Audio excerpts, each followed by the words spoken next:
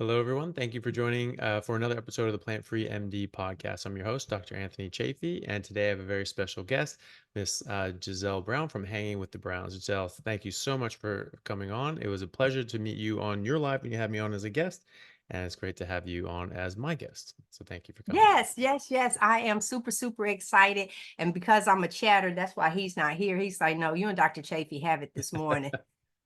Because That's I great. got girly stuff.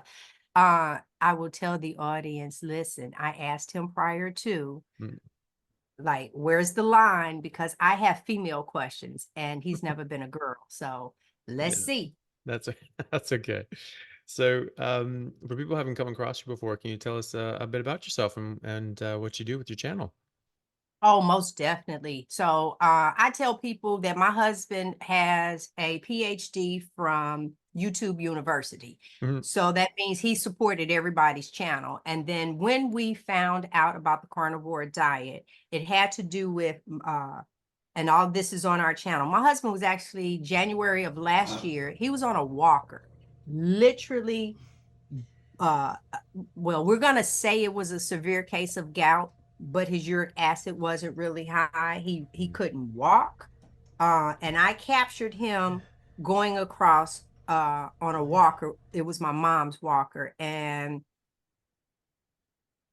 yeah, it wasn't well for him. Bottom line is we decided to cut everything out of his diet. I am a food manipulator. I was a vegan at the time. Mm, And what we did was we cut him, it was 6 weeks of nothing but chicken Caesar salad. mm. Well, it ended up being, of course, the dressing, the dressing, and sometimes lettuce set him off because he also doesn't have a gallbladder. Mm. So with all of this, and he just turned 60 in December, I turned 60 in July. And so we have all of this planned. And now all of a sudden, I see myself going to pick out an electric wheelchair because we didn't know what was doing. The medication wasn't working, just nothing. We were introduced, my brother that you briefly met on the show, he watched you, and well, someone introduced him. He saw you. He came and started telling us about you. And my husband started the carnivore diet that day. He Nice. said, I'm in so much agony. So there was no research, no nothing. He was like, I have to do it. And within a week, because we had cut out everything, we started noticing the pain level and everything going down.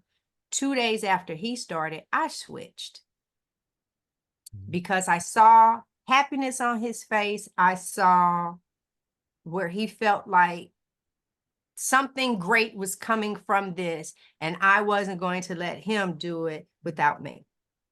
Yeah. And so I never thought, Dr. Chafee, that my symptoms that I had were going to change. I I was looking, maybe I dropped a couple of pounds, something like that,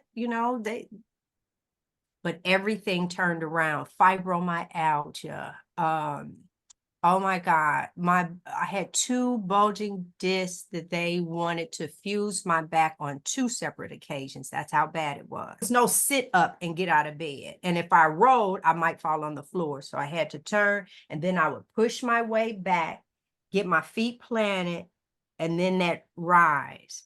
I was too young for how I was doing, but I didn't think the carnivore diet would reverse that.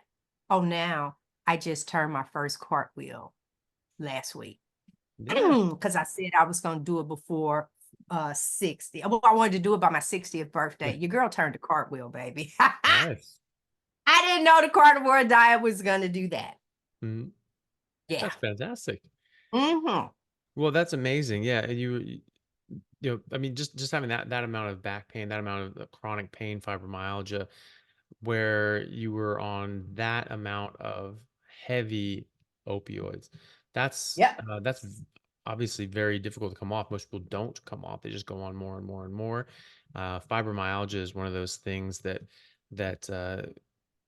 that some doctors will say like, well, okay, look, we don't know why it's causing it, but there's just some sort of global pain experience, and we sort of give it this name fibromyalgia, but we don't really know what causes it.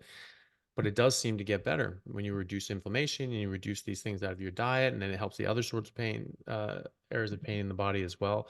And it's something that I've heard again and again and again, where people are saying, I've been on Percocets, I've been on all these sorts of things, oxys and so on for years. And then all of a sudden I change my diet and this stuff goes away. It's pretty amazing. Well, let me just add to that. So my pain regimen, I guess I can say it now because I'm not on it. My pain regimen is I used to go to the CBD store, and they would have Delta 8 or some type of, because I asked you about cannabis last time. Well, I said THC is how I Mm, said it. mhm, And I came home and I made edibles. mhm, So when I say to you, knock myself out at night, that's how mm, bad the pain was. So it would start with a half a glass of wine and an edible, mhm. and then I would take the Percocet and to knock me out, Yeah. because that moment laying in bed it was bad. And Mhm, so laying there, I literally needed to numb my senses. Well, I kept seeing these commercials about the damage that Percocet does, and I used to have my kidney, my liver, and all this other stuff done. I used to have drug tests every no, that was beforehand.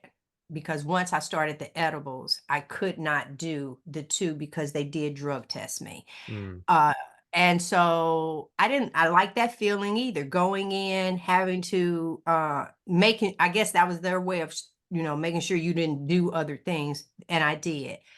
But then I realized that I can't continue this and break body organs down.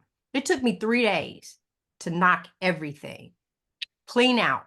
yeah. Wow. What did that entail? That entailed me in the middle of the night walking around the house, sometime 1 or 2 hours. And I did Mm, this over and over. I changed directions. And I used to fall asleep on the sofa. mm, And then in about, like I said, 3 days, I was fine. There was like no throwing up. There was no sweats. It was just agony. mm. And then there you go. And Wow. so that's out of my life. Yeah. Well, that's amazing. Yeah. Yeah. A lot of But I people. still I miss the edibles, Yeah. just being truthful. No, not the cookie itself, just, The you know. experience. Yeah. Mhm. Well. Yeah, because you can't drink wine. There's so much now that you can't do Mhm, on the carnivore diet that I do mhm, miss that. So when I travel, I mhm, will have an espresso martini. mhm. I Yeah. do. Sometimes yeah, you want to treat yourself. I, I occasionally would drink. I mean, it's like once every 2 years. I think the last time I drank was like 2 years ago. But I don't feel my best for like a month after that. It's like like three I weeks know. where I'm just sort of lower energy and just feeling a bit crummy. And so something has to be pretty special occasion for me to want to bung up the next 3 weeks of my life. So it's and I know. I always regret it. You do. Because Yeah. I will say, my husband and I did a show, and I literally uh felt 33 on the inside. When I would just think back, that was like a comfortable time for my mental clarity and everything. He was like, "Really?" I say, "Yes." But I will say this: I had never cheated, or we just use the word cheated, Hmm. um, in regards to the carnivore diet. We went on a cruise, and I still haven't cheated in regards to food, except jalapeno peppers. I still Hmm. eat those. I know. I just like jalapeno peppers. Anyway, so I can be on a cruise ship. I don't venture off. No cakes, no bread. None of that means anything to me. But the bartender. It's something in that, and by the fact that I had my surgery, the sleeve, intoxication lasts probably 20 minutes. Yeah. So that part I did not understand at all, that I can take 6 shots. I didn't, but I have. But Hmm. anyway, not a good 30 minutes max. I can walk a straight line. I can drive. I can do everything as if I feel like right now. So Mhm. we never understood that. And so something about the alcohol, I guess, being absorbed with the stomach, but I don't have a big stomach. So I don't understand it, but it Yeah. doesn't last. Yeah. So Yeah. This isn't really. that's another jacked up part. Yeah. Yeah, Well, no. I sort of experienced that same thing. Just naturally, I've always had a very high tolerance for alcohol and things like that. And so even when well, I even rarely drank, I stopped drinking during the rugby season when I was 21. I sort of, had fake ID and things like that. My rugby team would Mhm, sneak me into mhm, bars mhm. and things like that. We, travel overseas, so I'd be legal over there anyway. And so I was just used to going in there. And then I turned 21 and I remember going on this sort of big like 21 run, and then I was at this bar in Kirkland where I grew up, and walked in there, and it was just like I was like, "Oh, hey, I'm allowed to go in here for the first time. Like this is great." And all of a sudden I just realized like I've been coming here for 3 years. Like, what am I getting excited about? And instantly the thrill was gone. I was just over it. I was just completely over the whole bar scene. And I was just like, all right, this is stupid. And then I got sick that month, just I had pneumonia, and I had to take medications for it, and I couldn't drink on it.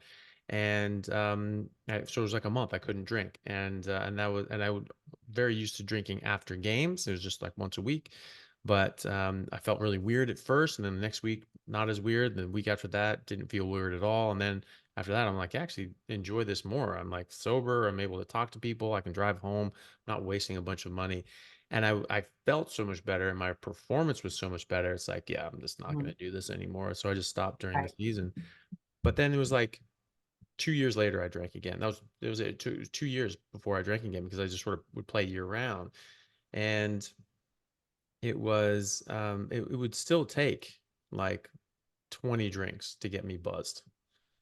And Hmm. so, and like I couldn't do it with beer. I just couldn't get drunk with beer unless it was like some crazy like malt liquor or something like that, some like 11% craziness, and like um like Steel Reserve was our road trip drink. We just go to like like 40s of Steel Reserve, and so it was just, yeah, it was the only thing that would work besides like hard alcohol. Right. I couldn't drink enough. It was I would get physically full before I would get drunk, and I was like, I don't Right. have any more room. And so it was just a bit of a waste of time for me, really. I'd have to Right. drink so much just to get barely anything out of it. And like, what is that doing to my body? I'm putting all this poison in my body, and for what? It's not even getting me that big of a result. So it just never really appealed to me all that much. And now too, it's even less so because I just, it's like 3 weeks before I recover, before I feel, I'm not like hungover, but even the next day I'm No, not hungover. I'm just tired, and I'm like just a bit tired for like 3 weeks, and like, yeah, I just don't like that. that's one of the things that I did want to talk about was Mhm. the recovery, because there are some people that fall off. Mhm. We'll use that term, and you get back on, but to get to where you were takes a really, really, yeah, your body might, what we call bounce back, but I still feel that optimal, it takes longer than that. And then I'm experiencing a breakout. I've gone to a dermatologist, they've done a biopsy, and they said it's something that I'm eating. And at that point, I'm like, okay, well, I'm only eating meat. So it was like, what, bacon? Mhm. Something I don't know what it is, and I'm not even trying to, but it is extremely, it itches, and it's a complete circle. I thought it was a ringworm, Hmm. but it's not. And then I thought when you cut a piece of my back off that after the test you were going to tell me, well, it's in this category, but to say it was something that I was eating. So as you get smaller, because I've been hanging in these 140s, I think this morning I was 142. The smallest I've been on carnivore is 140, but I fluctuate now, like one 145 would be my biggest, and then this 142. So it goes back and forth whether I eat a lot, a little, but I know the composition of my body is changing. And so Mm, then part of me says, is there something locked away in the fat cells that when that portion is, being taken care of, for lack of medical terminology, it's releasing something. I don't know, but I had a breakout, I think it was last week. Now I did a fast the one of the times that this happened before, and it didn't happen for months.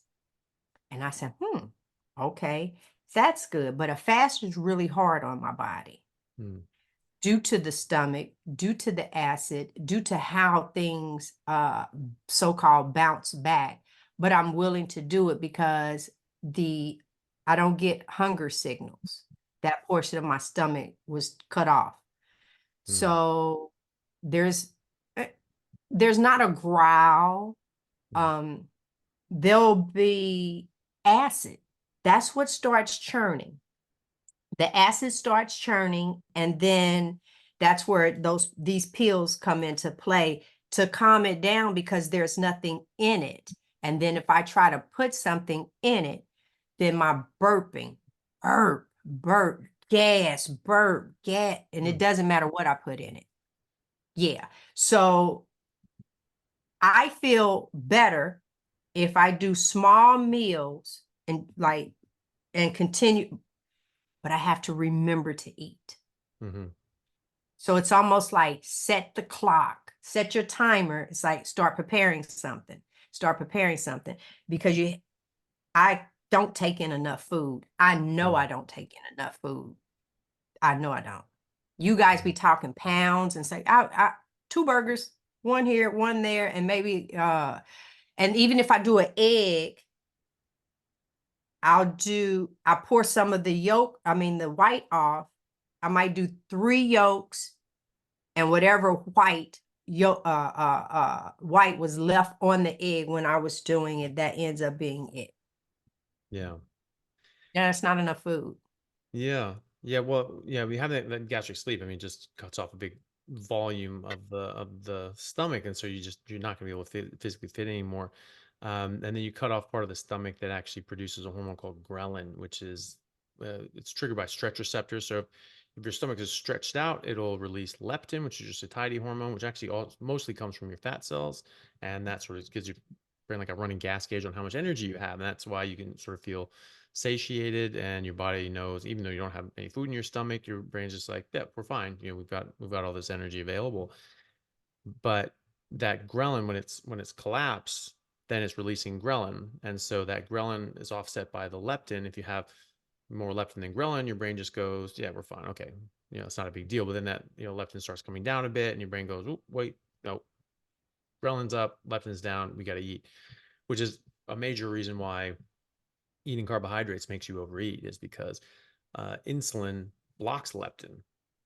And Mm. so you don't see that leptin. Now you're only seeing the ghrelin, and your brain's saying, "Ooh, that's a problem." And this is why sugar is even worse, because fructose and alcohol will both independently block leptin on its own, and fructose and alcohol will upregulate ghrelin. So it makes you really feel like you're starving. So you really overeat. And so that's why our hunger signals are very different. Now you've got it compounded because you don't make ghrelin anymore. And so while your brain can see its leptin, it goes like, ooh, everything's great. And it's not seeing the counter of the ghrelin. So it just thinks your hunger signal going to be even more subtle. But I think, it's still sort of the same principle, if you eat until things stop tasting good. Um, I can't. well, you Here's the can't get thing. there anyway because you can't eat enough. Yeah. I was just getting ready to say, so I tell my husband, I said, I want another bite. I know I want another bite. But if I put this in my mouth, I'm going to throw it up Yeah. because that's Yeah. because there's this thing called dumping with us. So Mhm. here I'll end up eat, and it's like, it's so delicious. It's like, oh my God, this is so good. Mm. And I'm looking and I'm like, I won't be, and the food is cold. just, and then I have to go and heat it back up. Yeah, I want people to not have this surgery. I Mm, want people to, that is like, that's the reason why we're trying to do that show on Wednesday. It's two people that, um, when you're going through the process for gastric, they have you, at least mine did, they have you in a big therapy session. That's what I'm going to call it. You have the doctors there. They're explaining everything to you about what's going to happen. And most of the time, people that work in their office have had this surgery. And so all you see as a big person is some small people standing up there. And it's like, oh my God, mm, this is obtainable for me. And it's like, no, because they tell you you need to change how you're eating. They even sent me to a nutritionist to say how to eat. She had the little fake food on the plate. And they always say, start with your lean protein first. mhm, Lean is that word. So of course they throw that dried chicken breast up there and all this, and you can venture off on some other meats, but red meat. And so I'm listening to her, the nutritionist tell me this. And so I wasn't going to listen to her anyway, because I just felt if I was going to eat smaller meals, I was going to be great. Anyway, um, so they have all of this going on. They need to have me there so I can let them know, no, because they're not telling you about the fact that but I don't know about the bypass people, that you won't get these hunger signals, and that we can be out and about. And I look at my husband, I say, okay, I'm getting lightheaded. I got to put mm, some, those are my signals now. Or mhm, he will say to me, make sure you put something in your stomach before we leave. mhm, Those are the signals now, because I could literally, and then if I feel some kind of way, if I drink some water, then it's like a trickery that, oh, she put something in us, and I can keep going mm, until I collapse, because I literally have no fuel whatsoever. And this, I'm talking before carnivore. That's mm, how that was. Now it's the exhaustion is different. It's a different, it's not like how it was. I don't feel like I'm going to pass out. I don't feel any of those things anymore. I just know that I need to eat something. mhm, That's pretty much it now. It's like, oh, you need some fuel. But then if I'm in a fast, mhm. then what? I never get to prime. I never get to do any of those things. Yeah. Yeah. It's a difficult Anybody's situation. watching, please Yeah. do not do this. Mm, Please. I'm telling you, all you're doing is putting his kids or hers through school, mm, help buying a boat, a vacation home, yeah. because what you end up with after, mm-mm, Yeah. mm-mm. I don't, Yeah. I can't, Yeah. and you can't reverse it. Yeah, well, exactly. And I'm glad that you're telling people this, because I totally agree with you. I think that that's one of the worst surgeries out there. And so people are sort of in a state of desperation. They're trying everything and anything, and it's just not working. So like, okay, I have to do this. We're talking about leptin. You can measure leptin. If that's elevated because you've been eating a lot of sugar and carbs and doing these yo-yo diets and starvation diets, all these sorts of things, that leptin starts creeping up. It's called leptin resistance. And the higher that gets, the harder it is to lose weight. And if that gets over 100, a lot of bariatric surgeons will tell you you can't lose weight without bariatric surgery. It won't happen. It can happen. It's just you have to you have to eat the right way. And so I put people on a Right, carnivore diet. Leptin comes right down, and they don't lose weight right away because that leptin needs to come down enough. But once it does, then they start losing weight. I actually had a lady, she hasn't been able to lose weight at all. She's in her 60s, and a very sweet lady, but has always struggled with her weight, and nothing has ever worked for her. And she was actually in tears the last time she came in. Um, and she understood. I showed her a leptin and said, "Look, this is going to be your situation. It will work. It will come down, but when that leptin comes down, that's when you're going to really start seeing results. And so every month she was losing, few pounds, 4 or 5 pounds, not a huge amount, but a couple pounds here and there. And then it was steady. And she was just like, look, I'm feeling good. I'm feeling better. You explain this to me, that's fine. And I'm doing a lot better. I'm coming off medications. I have more energy, so I'm fine. And then it was a few pounds, a few pounds, a few pounds, a few pounds, and all of a sudden, bam, 30 pounds. Just like bam. Mm, Yeah.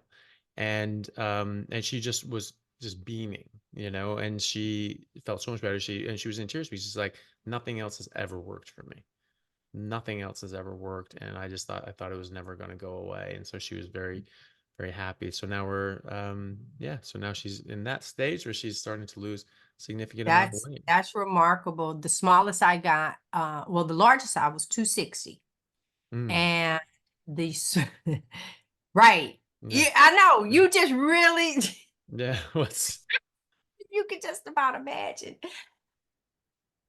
And I took pictures. I did everything. I did not. My husband said shallow Al.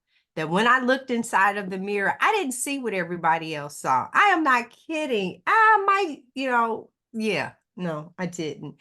But for her, I ended up, I'm glad she didn't go the route that I did, because the smallest I got on the gastric was 164. mm, And I can tell you that that was 10 years ago, because I was approaching my 50th birthday. mhm, And I said that for my 50th birthday, I wanted to be at least, I wanted to be 120 pounds. That was my goal. After I've had gastric surgery, so I know that this is going to work. These small portions, and then I'm not hungry, so I can skip a meal. It's like my body was so jacked up. mhm, That is not how we are supposed to eat or live. mm, And I understand that. And then, okay, so I said birthday. So what was at the birthday? Cake. And then I was turning 50. For 3 days, I soaked the fruit in coconut rum. mm, I made Jello shots. As a matter of fact, it was adamant that there were no children, no one under the age of 21, because I did not want to be responsible, because there was alcohol everywhere and the food was all, pretty much everything was infused. That's the kind of party it was. So, the next day I was not 164 pounds. mm, Hadn't seen it again since then mm, until now. And the carnivore diet got me to that and beyond. And now, like I said, it's here. The damage has been done. I wanted to address this is a side note. mhm, It took us ladies a long time, because I can't speak for fellas, a long time to gain this weight. We've been eating how we want for a long time. Why are you rushing to get fit in a short period of time and don't want to do the due diligence? Because right now I'm not even talking about exercise. I just fixed our little area upstairs to go and do. So I did this portion without working out, but I stuck with it. The longevity for me is what's going to, I can't even imagine. I now see myself at 100 years old. And doing well. So it's mm, like, I'm excited about the longevity for me, seeing over time just how great this is doing for me. I always felt that God and genes was on my side prior to. So just imagine, honey, with the inside, you ain't be able to tell me nothing. You almost can't tell me nothing now. So I'm like super, super excited yeah. about. Only problem though, my money gotta last longer. That's a Well, downside. but also compound interest. You make those investments, look, I'm going to be here for a long time. You make those investments now, and then it just That's racks right. up. And you get that vampire money where you're around for like hundreds of years and it's just racking up on the Yes. Oh, ground. I like that. That vampire money. Go Yeah. ahead, Dr. Shafer. I like that, honey. Yes. I want that. That's what Yeah. I want. Yeah, well, Okay. you're right. The thing is that we're doing all these things to try to starve ourselves. We're trying to cut out portions of our stomach, make it impossible to eat food. Like food's the enemy. Like food is something that's harming us. Like we're putting this in our body, and that's what's causing harm to us, and that's normal. Because that's the thing. It is causing harm. It is making us sick. It is making us overweight. It is making us gain weight, inappropriate weight. And that should tell us everything. It should tell us that this is not something that's correct. This is not something that's fit for our body. It's not fit for human consumption. No animal does that. No animal has to limit that. Oh goodness. Oh gosh. I got to be careful. No koala is just saying that's enough. It's just that their body's telling them what to eat. They're eating to satiety, and then that's it. And all their natural instincts are coming to bear. And that is, there's so many people that try to detract against just the natural laws of the world, but it's just like it is an absurd thing to argue against. We should be able to listen to our body's instincts. The fact that we can't means that we're doing something wrong, and something is influencing that negatively. And so we're not Well, let's designed say, to starve. We're not designed to just not eat, right? And then that's what we're supposed to do, and that like we get nutrients from not eating, and we get harmed by eating. We shouldn't have to starve ourselves. The food we eat should nourish us and only bring benefit. And the fact that it's not, that we have to play these games and do these surgeries and starve ourselves and all these sorts of things, means that something's very wrong. well, Dr. Shafer, let's, as you were talking, I was thinking about, right now you can find reels and Instagram stories, like people with these cooking, these pound cakes, whatever, right? So just think, back when I was growing up, television shut off. You got them little lines on there with the beep. You got that, right? Okay, so then cable came out. And at that point, cable, whatever channel you were watching, everybody in the house had to watch the same channel because it wouldn't flip over. Then they invented that. There was a point in time where you didn't see two people laying in the bed together. You watched Leave It to Hmm. Beaver, the mama head of bed, the daddy head of bed, that type thing. Mhm. Slowly but surely, all of these things were introduced. Now you can turn the television on, there's a murder. Frederick and I talk about, oh my God, everybody doing headshots now, brains busting out, right? That's become our new normal. Mhm. So now when someone does something, no big deal. Well, that's how it, to me, has come across with food, Mhm. because I've watched someone mix marshmallows, Karo syrup, and regular sugar. Wait a minute, what was this? I can't even tell you what it was making. And now the new TikTok thing, they're showing you how to take the sugar and make an instant candy, and then dip the grape in it, put it in the freezer, and all of these different things. So they're taking the good fruit and doing something there, and now it has become normal. Mhm. So when we come along and say, well, you feel that way because of this, what do you mean? Do you know how many people out here are showing these videos, are doing this? Well, I was getting ready to say something, but this is being Mhm. recorded, and you might not cut that part out. So I'm gonna stop. But because we keep seeing it, it becomes our new normal. Yeah. And so it doesn't phase us. Now I remember Atari, that was the video game, and then now boop, boop, boop, boop, boop, boop, boop, boop, no big deal.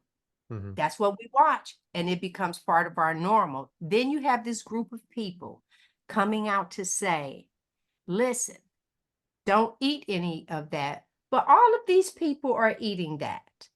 Mhm. It has to be okay. They're releasing this to the public. They're putting it in the grocery stores. It has to be okay. And then there's that thing called the acceptable amount. How many acceptable amounts do you have until it becomes unacceptable? Mhm. So if I turned around, asked people, if I turned around and my secret ingredient for the best chocolate cake was 1 tablespoon of boo-boo. And so do you want it? Well, no, I wouldn't want, why not? All the other ingredients are boo-boo too. And so when you turn around and you do this, and it's like, but I'm telling you, it makes the flavor great, but you really don't taste the boo-boo. At some point, you will start eating, and it's like, well, then how many of these do you eat? Because till you end up with a pile of boo-boo. And that's how it is with the food. You have what they call these acceptable amounts. Yeah. Okay. Yeah. They have acceptable amounts of dirt and insect parts for vegetables as well. And that's always fun. I think mushrooms are allowed to have like up to like 100 insect parts per mushroom. They don't tell you that. Yeah, the acceptable amount of these toxins. That's one thing that people don't talk about. I mean, these. I mean, obviously, I talk about plant toxins all the time, and then Mm. people just say, well, but just dose makes the poison. And the second part of that sentence is, and the dosage is something, right? You can't just say, well, dosage makes the poison, right? Okay, so what is it, right? You have to quantify that. You have to say that. For cyanide, there is no acceptable uh, dose of cyanide, right? I mean, that's according to the WHO and the CDC.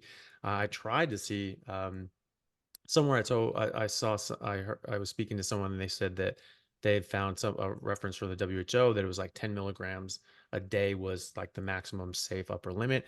Everything I looked on WHO and CDC basically said no, there is no safe amount of cyanide. Cyanide is just invariably harmful even at low doses and can Mhm. cause a long-term harm to your thyroid, cause goiters, and cause neurological dysfunction, even at sublethal doses. And so I didn't even find the 10 milligrams, but either way, if it's 10 milligrams, it's not that much. A serving of flaxseed, which a lot of people use because it's so healthy, it has so much omega threes, which is it's wrong omega threes. It's not DHA or EPA, it's ALA, and stuff. And that doesn't do anything for your brain. Wait But till I give you the story about flaxseed. Oh, yeah. So people are using a lot of flaxseed, and because they want the omega threes, but it also has tons of estrogen, and it also has a lot of cyanide. And one serving of flaxseed and some flaxseed can contain up to 6 milligrams of cyanide, and so that's close to that 10 milligrams if that's the maximum dose. But as little as 50 milligrams can kill you, right? And so like why are we saying that that's okay? Well, where's that warning label on almonds and on flaxseed and on apples? Because if you don't remove the seed from the apples, that has cyanide in it. And there was a study that went around just looking at Wow. smoothie shops and they're just testing the cyanide levels of these smoothies, and they were like, yeah, there's way too much cyanide in all of these things, especially ones that would use flaxseed or almond milk or whole apples where they didn't core them and take the seeds out. And they were like, yeah, no, this could actually cause harm to people. And you don't see that. You don't see that label anywhere. If the WHO has said one of the two things: one, there is no acceptable amount of cyanide that people can safely eat, or 10 milligrams is the safe acceptable dose. Well, dose makes the poison. The dose is really damn small, and so since there are acceptable, or if there is an acceptable dose or is an unacceptable dose, why is that not on the package labeling? Why is it that cassava, which is very high in cyanide, is known to kill people and is the number one source of calories for 750 million people in the tropics? And, Mm. and they sell cassava chips, and there's a product here called veggie chips here in Australia that are made from cassava and have tapioca flour, which is you're basically putting cyanide powder on cyanide. And Mm. there's actually a rash of people that got sick. I had a patient that got sick from having a handful of veggie chips, and she went carnivore, and she was very sick from this. And she looked it Mm. up, and she said, "Oh, damn, those veggie chips are made out of cassava." And she looked up if other people in Australia getting sick, and she found out yes, there was like a rash of people getting sick from these veggie chips because apparently this batch had just an Mm. extra high amount Mhm. of cyanide in it. And where is it on that pack of veggie chips Okay. that it Well, I says have this something for you to contains add to your cyanide? arsenal Yeah. because I know this does not. Mhm. First of all, you might not be on social media, just scrolling through TikToks. Mhm. There's a trend right now for the flaxseed. Oh You yeah. take, Ugh. I don't know if it's a cup and 3 cups of water, and you boil that. Mm. Then you listen to me, you strain that, and then the gel that it made, you take it and you put it across your face, and it's supposed to act like a Botox. Okay. No, really. You got like multiple people doing this. The gel, there was even a guy that did it. And then, of course, immediately as soon as you rinse your face, the lines and stuff seem to disappear. Mhm. Now, it's not alone, but then I said, hold up. All you did was boil that. Do you know we're taking those flax seeds, putting it in, grinding it up in smoothies and Mhm. all of this other stuff? But when you just use it in its natural state, it's like a Botox for your skin. Mm. But we're putting that in our bodies and thinking that it is okay for your intestines. Well, how about it Botox your intestines? And Mhm. now all of a sudden I'm telling you, look up flaxseed Botox and watch you see some of those TikToks and stuff jump up in regards to it. So if you want to use flax seeds, doggone it, boil it with some water, put it on your face, and leave it out of your mouth. Yeah. That's it for flaxseed. Well, that's it. And, there's some sort of time. I mean, Botox is a toxin, it's botulinum toxin, right? And that paralyzes these muscles, and that's what makes the wrinkles go away. But but so Yeah, this obviously is there's some like sort of actually going out and toxin. we're eating this. Yeah, exactly. It's like, and you're putting this stuff on your face. It's paralyzing your face, and then you're eating this stuff, and you think that that's somehow a good idea. It's absolutely crazy to me that people are doing this, and then saying dose makes the poison. What's the damn dose, right? If you hear someone say dose makes the poison, and they don't follow up with, and this is the dose, they're an Mhm. idiot, and they're just a Okay. con artist, and you just have to call them out on it and just be like, okay, and what's the dose? No, you have to say the dose. You can't just say dose is a poison. You're accepting that this is a poison. So what's the dose? You say it's a poison at a certain dose. What's the dose? They say, well, oxygen at a certain dose is toxic. It's like, right, and we know that dose. So what dose is the cyanide acceptable?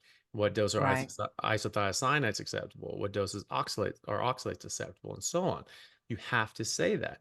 You can't just say dose makes the poison and then walk away as if, with the unspoken suggestion that dose makes the poison and it's way too high for us to worry about, because that's not true. If you haven't quantified that, if you don't know that, then you can't say that. And so you have to say, oh, well, this is the dose, and you'd have to eat 50 pounds of spinach. Well, then fine, then who gives a Right. crap? But that's not the case, because people have Correct. actually died from eating too many oxalates and lectins Oh, and these other wow. sorts of things. So yeah, there was a rash of illnesses in Japan where they had this cooking show about making these beans, and it was just a certain recipe for making beans, and beans are very toxic. They have a lot of these lectins that if you don't treat them right, you don't cook them right, you don't prepare them right, they can kill you, Mm. and or make you very sick anyway. If you get too much of them, they can Or kill. really gassy.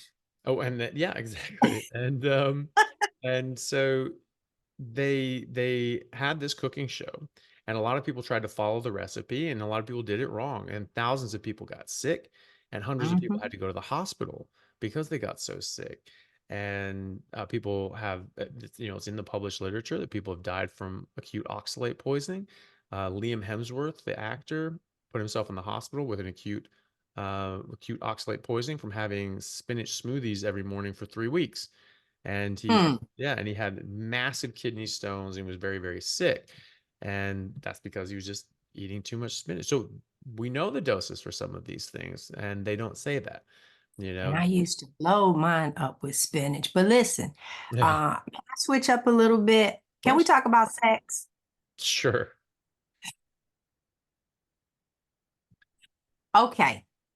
So I've shared with you that I got up to 260 pounds, Mhm. and I love the fact that my husband, it didn't matter the size or anything. And we're coming up on our 20-year anniversary. And over our years, we're when you average it out, 3 to 5 times a week. Mhm. But now carnivore Mhm. is doing two different things to our bodies. So we even did a show on testosterone in regards to him because of how his had fallen. So, Mm. and now that he's carnivore, it is on the rise. But Nice. now that I'm carnivore, and it goes back to because how I feel that I have this reduced size stomach. That when I was putting any and everything in my pocket, in my mouth, I was chasing him around the house. It didn't matter how big I was. Now, on the other hand, what all of the women are feeling and all of this, I don't get it as often. But honey, when it comes, it's like I'm back to chasing him. So why, or do you feel that, like, I don't know, my stomach, how much I'm taking in or what I need to do, because I want to keep chasing him? Because ladies, let me just say this. For the men, when you have a big stomach, first of all, and you look down, you don't see your penis. And a lot of your penis is up in your stomach. And then when you lose your penis, your stomach, your penis pop back out. And I'm sorry, that's just so true. But then, like, for us, where we're able now to do things that we've never been able to do during our marriage. Mm. Like, you'll see on, I'll say on television where like two people are facing each other, sitting on the bed. You can wrap your legs around him, that type stuff, right? Because you Mm. don't have bellies in the way. So why would you not want this? The problem for me, Dr. Chafee, and let me know if it has to do with like the food, the amount, what do I need to increase or something? Because I'm not getting that I need to chase Mm. him as often as I did before. But I'm looking better to him, honey, and he's really wanting to chase me. Mm. And now I'm running in the wrong direction. So what? That's a good question. Okay. Normally people actually get the other, they go the other way where women would get And he much did. more increased libido, and that was actually that was a trend in the early 1800s that they started this vegetarian movement in the early 1800s as part of the temperance movement. They encouraged women to eat vegetables, not eat meat, because they said it would give you carnal desires. It would give you eat of the flesh, you'll think of the flesh, and this isn't good. And you want to suppress your lustful feelings because, of course, lust is a sin. And so they said, like, unmarried women don't eat meat. This is not good for you. This is not good to make you want to go and have sex. And so really what it's doing is suppressing your hormones and making you unwell so that your body's saying, yeah, you're not healthy enough to have a baby. And like Hmm. virtuous men would be encouraged to like, well, I'll go on a vegetarian diet to show you that I'm so virtuous, I'm such a good person. In fact, I was reading an old Sir Arthur Conan Doyle book, who wrote the Shakespeare, no, it's not Shakespeare, Sherlock Holmes books, and he wrote Mhm. a book called the Lost World, where basically they go into South America and they find this steppe plateau where there's like dinosaurs are still up there and they've sort of stayed up there, and that's the only part of the world that they have them.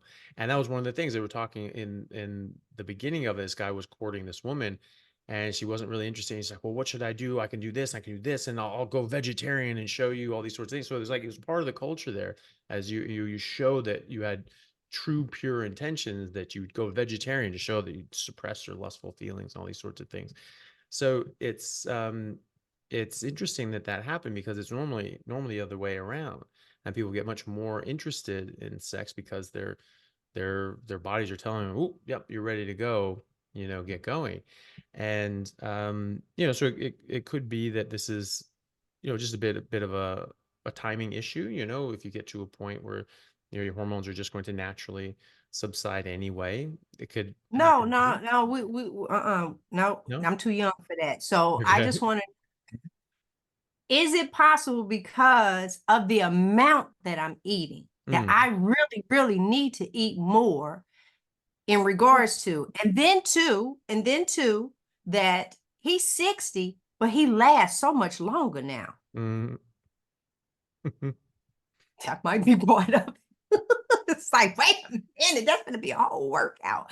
No, so, but Well, it could be that yeah. too. You know, well, if you're not eating enough and your body's not isn't getting, the amount of food that it wants, it may not be that you feel as healthy as you can. If you're not feeling as healthy as you can, and your hormones aren't being helped and optimized as much, fat is very important. Cholesterol makes your hormones, as what your hormones are made out of. The other sort of thought, and I don't know, you let me know what you think. He's lost a lot of weight too. Maybe you were more attracted to him when he was bigger. Maybe you're just into that sort of thing. I don't know. Have you thought of yourself Oh, as let me like a think on chubby that. chaser? No, no, this, wait a minute. No, because see, when you get chubby, then that means part of his penis was back in his stomach. Yes. So Well, I like it. but the aesthetic though, just the aesthetic, you Wait know? a minute. Hmm. No, because now, you guys start uh doing the push-ups and all that other stuff. So the Mhm. body yeah, it is. I think what it is that longevity now. Okay. Yeah, that now instead of just going with the flow, it is, oh, this is good. Wait a minute. You know what? I think talking to you, I just figured that thing out. I'm not kidding because prior to, yeah, chubby girl, I could, I could, yeah, I can pull multiple, I can do all kind of things, but skinny girl is really getting a workout. That might be what it is, Dr. Chafee. Now Maybe. I think we just cured it. I Yeah. do. It is. Good. I'm gonna have to tell him Mm. that no, it's really you. No, it's not me. It's you. That's really what No, this comes down yeah. to. Yeah. That is it. That is it. Yeah. Thank you Funny. for Yeah. that part. Yeah, it is because it's like everybody, certain topics people don't talk about. And then, Mhm. of course, across YouTube, you're trying to find the right verbiage. But this is what I'm talking about right Mhm. here. It's like, because even with your body moisture is like the word I'm looking for now. Yeah, he's always said, girl, it's like you 16 years old. Mm. And now I'm probably more like 25 years old, I guess, because that has even changed. So Mm. I have to find what this balance is. Mm. And I don't have any more of my female parts due to fibroids. Mm. Yeah, so that's another thing. I was placed into a is it Luprin? I want to say that might be the name of it. It was an injection I used to get every month that put you into like a menopause. It stopped your cycle, all these other things Mm. because the fibroids in my uterus, they said my uterus was the size of a 7-month pregnant woman. Wow. Yeah, that I was having some, and but I knew that my ovaries and I needed those hormones. So they took the cervix and the uterus the first time. And then they said I was having endometriosis, but I'm like, that happens inside of the uterus and I no longer have one. So what did they say? Oh, some cells on the outside. So then they went in and took the fallopian tubes and one of the ovaries. I just kept trying to hold on. Mm. And then eventually another big cyst came back. And Mm. how they scare you is, well, we don't know if this will turn into cancer. Mm. And so now you're sitting there and it's like, well, if I get it out, then we got to worry about cancer. But if I leave it, then I got to come back. Never once. If you change your diet, Yeah. that's where you're getting this stuff from. And it didn't happen like that. So then on the third surgery, and I'm like, well, doggone, I just should have did this all at one time and would not have had this issue. So yeah, I don't have those parts. So Mm. all of these things come into play, and a lot of females are being told they have to have these surgeries and stuff. But I once again believe it was related to the food that I was eating. That's where Mhm, cysts and all this other stuff is was coming from, because I don't mhm. have that issue anymore.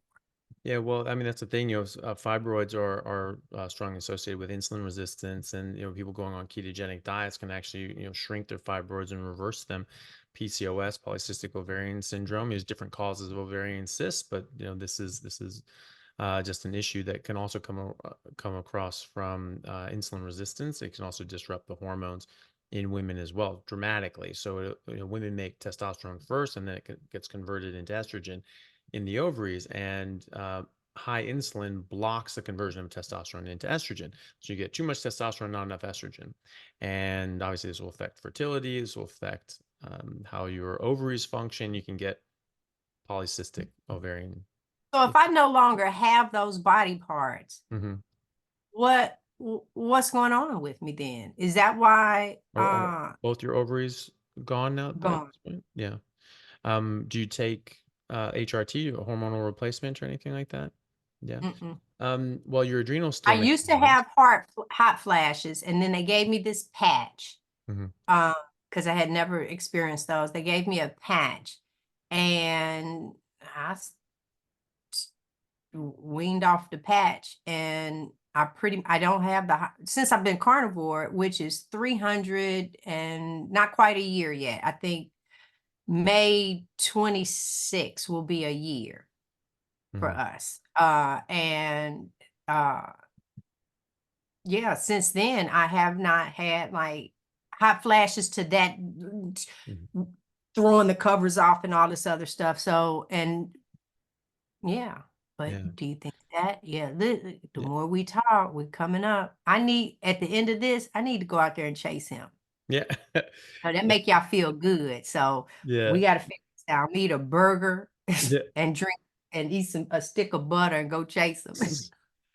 Yeah, and well, when you're eating properly too, you benefit you support your adrenal function, and your adrenals can actually make some of these hormones as well. It's just not Okay. necessarily to the extent that your ovaries would, or in men the testicles would. Like boys will make testosterone and androgens, but then when they go into puberty is when their testicles start becoming active and they start making more testosterone, and specifically dihydrotestosterone, DHT, which is much more active, and that really drives the puberty. And so, but your adrenals actually do quite a lot. And so, even after menopause, as long as your adrenals are healthy because you're eating healthy, you can actually still have, you won't be sort of symptomatic and feeling pretty rotten. But you're just talking about you and your husband and with the changes. The reason I sort of asked that is because I actually had experience with this. I had colleague of mine had had a weight loss clinic, and he was helping this woman lose a lot of weight, and she was had a lot of excess weight, and she was losing weight steadily, but then she was sort of getting a bit of friction from her husband wasn't really being supportive, wasn't really helping her stick on her diet, was sort of like encouraging, well, why don't you have this little dessert, oh, why are you eating that, basically giving her a hard time for sticking to the plan. And so, she was a bit frustrated with that. She didn't know, why he was sort of sabotaging her. And so she was talking to my friend, and who was her doctor.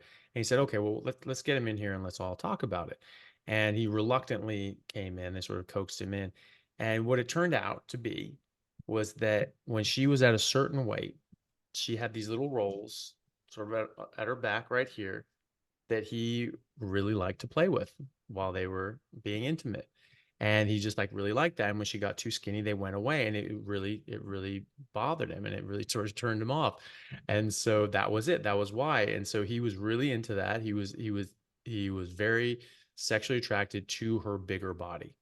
And he I wanted do like my those back husband's rolls. body bigger. I Mhm. do. Now that you say that, it's like but bigger was a belly. I don't Mhm. want the belly. Mhm. So what he's doing, it for me, is wonderful, because he buffing it up for me, which I like. But I had told him he has to get stronger so he can carry me around. Mhm. Because so you look at you, uh-huh. But listen, now I have a question to ask you, Mhm. and I only know how just to ask it. All right, so because I asked this to my husband and I don't know because I'm not a guy. Do Hmm. testicles drop? Because I know they talk about that in like dogs, Hmm. that they testicles drop. So there's something that goes on, I guess, with you guys, you fellas, and coming over into your testosterone, because I have a 14-year-old grandson. Hmm. And I'm not gonna ask him, hey, your balls drop? I'm not getting ready to do that. So it's like I want to know because I'm gonna tell him the more meat you eat right now, Hmm. this wonderful body that you want, that's gonna be where you get it from. But what Yeah. is this thing? So is there something medical in regards to you guys that I don't know? The testes are up, and then I don't know. I want to know. Every time I ask it, Mhm. it's like, don't ask me that question. So Yeah. I'm asking you, is it what goes Yeah. on with you fellas? Well, yeah, prepubescent boys will have, the scrotum sort of up and it just holds the testes close to the body. When Okay. they start going into puberty and they start developing and they start making more sperm, they have to drop away because they need to be a bit cooler than body temperature. That's literally why they're hanging outside the body. So that's why you don't want to wear like whitey tighties. You're pulling them, sucking it in towards the body, and that can Let's say actually, that again, yeah. fellas. No, but wait a minute. So you have the whitey tighties, and that is the one the little 2-year-old draws y'all be running around in. Yeah, But or the here's my briefs. question. So now they come up with the like the Hanes, they're still out of the cotton material. They're just the boxer briefs. Hmm. So is that, or should you just wear the boxers where, because my grandson is in the boxer briefs. So is it Yeah. better the boxers? Depends on how tight they are. If they're tight and restrictive and pulling that up so it's not able to have some space, then yeah, probably not a good idea. And Okay. so when that does sort of come down, that's a sign of going through puberty and sexual maturity, and the sperm is going to start being viable because it needs to be away from the body to get a bit away from the body heat. And that's generally coincides with the time when they start making more testosterone and dihydrotestosterone. And 100% if he starts eating more meat and gets away from the carbs, because in women, high insulin gives you more testosterone and less estrogen. In men, it's the opposite. And they both drop growth hormone for both men and women because high insulin blocks the action of growth hormone, makes it less effective in the body. And so you make less growth hormone and it's less active. Growth hormone is what makes you grow. If you have a growth hormone tumor when you're in puberty, you get gigantism. You get Andre the Giant, this big, 7 foot or Mm-hmm. 900 pound dude, because your body just grow, grow, grow, grow, grow. Or, if after you finish growing, you get acromegaly, where you're getting other weird sort of things growing on your body, but the growth plates are closed. So if you're stomping down your growth hormone, you're not going to grow as tall. You're not going to grow as big. You're not going to grow as strong. You're not going to be as well developed. You're not going to be as healthy. If you're eating carbs before you go to bed, you're going to really screw this up because your major doses of growth hormone your body makes naturally is about 2 hours after you go to sleep, if you go to sleep on time. So if you're pushing yourself and you're going to sleep late and you're only getting a few hours of sleep, especially in adolescence when you're growing, you're completely screwing yourself. You are flat out going to be shorter than you would be otherwise. You're not going to grow as much as you would because you're damaging your growth hormone. You're not going to secrete as much growth hormone. Exercise is really important too. Do you have like a big leg day? Obviously, you don't want to hurt yourself, especially in adolescence. You don't want to overdo it. But if you work out and lift weights, you actually support growth hormone. You do sprinting, you do resistance training to failure. You'll boost your testosterone and boost your growth hormone. In men, in women, it'll boost growth hormone. And then obviously getting proper sleep, reducing stress. These are all going to improve growth hormone and hormonal health in general. I have patients that are, in their teens, right? 19, 20 years old, and old men, their testosterone level is just bottomed out and they're just way too low. They saw their normal doctor, they'd be like, oh, well, you're not making enough testosterone and we need to put you on testosterone for the rest of your life, basically, right? And Mm-hmm. wrong. You put them on a carnivore diet and it triples. I mean, in a few months. I had one kid, his free testosterone level, these are Australian numbers, was 120, which is way too low. His numbers should be, closer to 900. at that age, right? Or at least, above 600, 600 900, for someone in their 20s.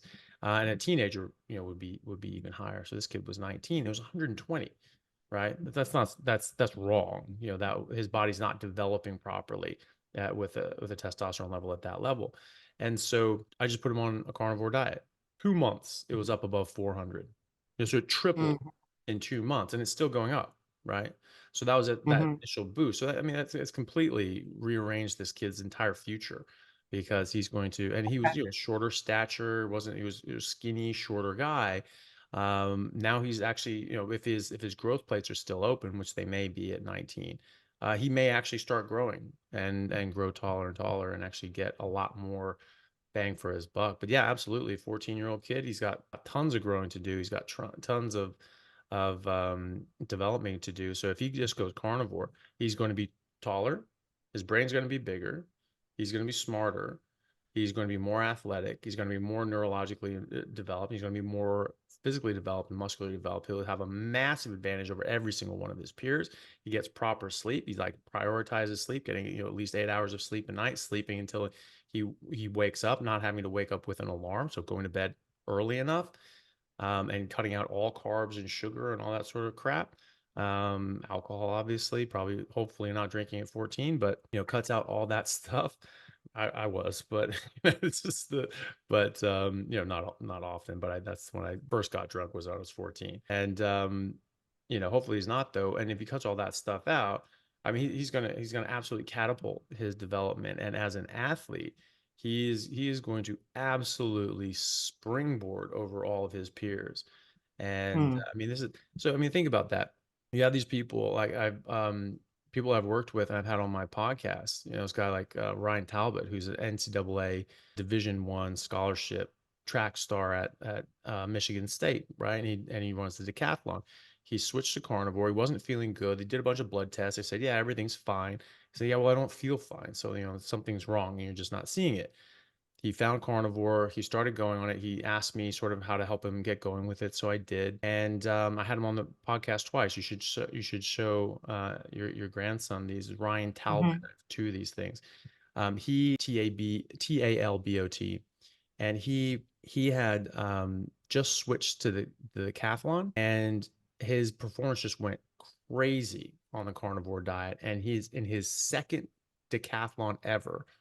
He won the Big Ten championship, set a Mm. school record at Michigan State, and then he earned All American honors at the nationals, right?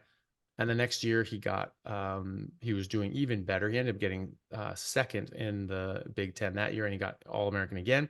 He was selected for the Pan Am Games to represent the U.S. and got bronze in the Pan Am Games for America down in Chile just a few months ago. And he's been invited to trial for the Olympics, right? And that's just going carnivore. He said it completely changed him. He said Change he his life. absolutely changed, and he was, he's in his early 20s, right? Imagine if he did that when he was 14, right?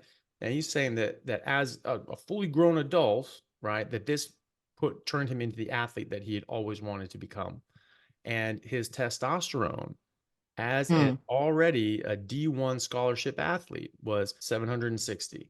Mm. Next year, 1150, Oh, wow. right? So he's already a world-class athlete, and then he doubles his testosterone, right? And it's not just going to be his testosterone. Naturally, too. Naturally, exactly. And Yeah. all his other hormones are coming up naturally as well, because they're all going to be imbalanced. And in fact, the NCAA were just like, they're like, oh, hold on a second. So they tested him, random testing. And he was fine. He was completely normal, because they see, you look at hormones coming from your pituitary to see if you're taking outside hormones that are too much for your body. So you suppress the hormones coming from your pituitary, and they weren't suppressed. They're just totally normal. Like, yeah, your body's just doing this. And I was like, awesome, great, well, good job, Yeah. keep going. So you do that as a 14-year-old.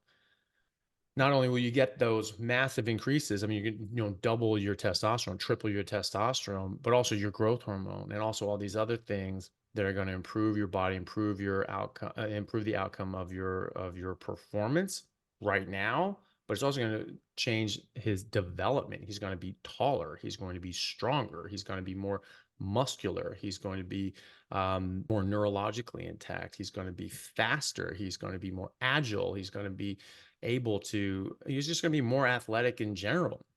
His body will work better. And so Mm, it's actually, I get very excited when I hear about kids thinking about doing a carnivore diet, because it's like, I wish that I had gotten to do that. I'd okay, be 6 inches taller and 50 pounds heavier, and like, be running like a 4 140. Like I'd just be killing people, you know? right. And, Oh, I'm gonna have him to watch this portion of here. But since we're talking in regards to young people, one of the things that I also noticed from when I was in school to now, the newfound word of the spectrum. mm, yeah. And so if those things, having him to do a carnivore and him feeling this way, and like you said, possibly taller and all of this great stuff, because he has a phenomenal body build. He's already structured. Yeah, you've Mhm. seen, yeah, he has it. That born naturally. As a matter of fact, he can do a no hand backflip. Yeah, nice. Uh, this kid was riding a bike with no training wheels before the age of 3. Yeah, wow. Yeah, because he saw someone teaching their daughter to ride. He watched them for like 15 minutes. And then he said he wanted to go home and get his bike. And then he asked his mom, take those wheels off. And she looks and she did. And he taught it like not a good 10 minutes later. Children on the spectrum. I have a really good friend. She just started carnivore in January, and right now, she's doing a transitional period for her son who's on the spectrum. He's 21 now. And so introducing more meat and less, she got that idea from Carnivore Family. This lady has 8 children, and even her 2-year-old is a carnivore. And she talked about the process. It took 8 or 9 months for the entire her and her husband right away. In the 1970s were about 1 in 10,000 in America. Now it's I think it's 1 in 34 children will have right now will have autism, and 1 in 22 boys.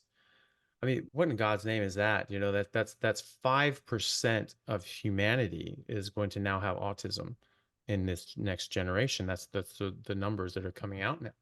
And when it was 1 in 10,000 before. So, I mean, how are we saying that we just didn't notice that before? This is a misdevelopment of the brain and the neurons, and that's a major, major issue, especially if it's something that's preventable, something that's environmental. You're not eating the right thing, and so you're not getting the right nutrients to the brain, or you're eating something that's slowing down the development of the brain. That is completely preventable. And we know it's preventable because it came out of it sort of has been going up. And they say, well, we probably just didn't notice it. It's probably really happening. No, that's bullshit. 1 in 22 kids.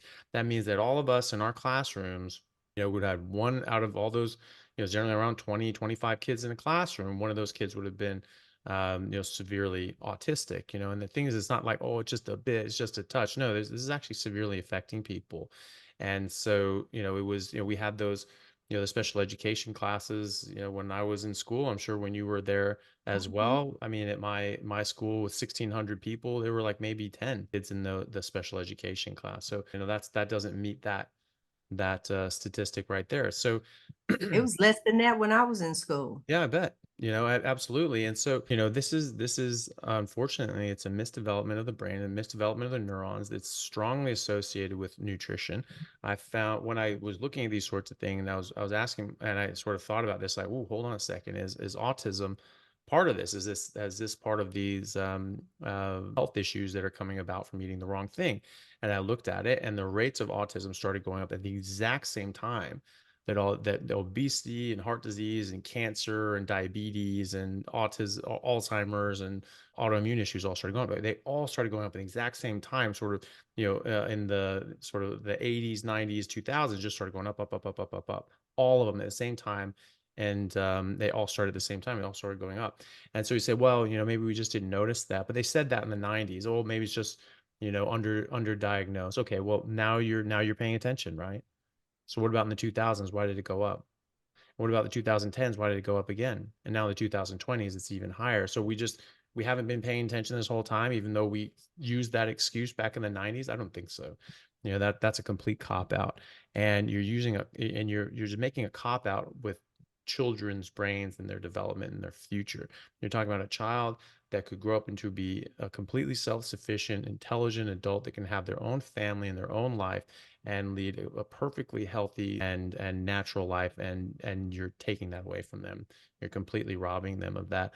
When I was looking at this, I said, okay, wow, could autism be connected with food? And so I started looking into this. I started asking questions, and I started looking for different studies, and they found strong associations with diet. One study looked at preconception diet, and they found like these 14 foods that lowered the risk of autism if mothers ate this.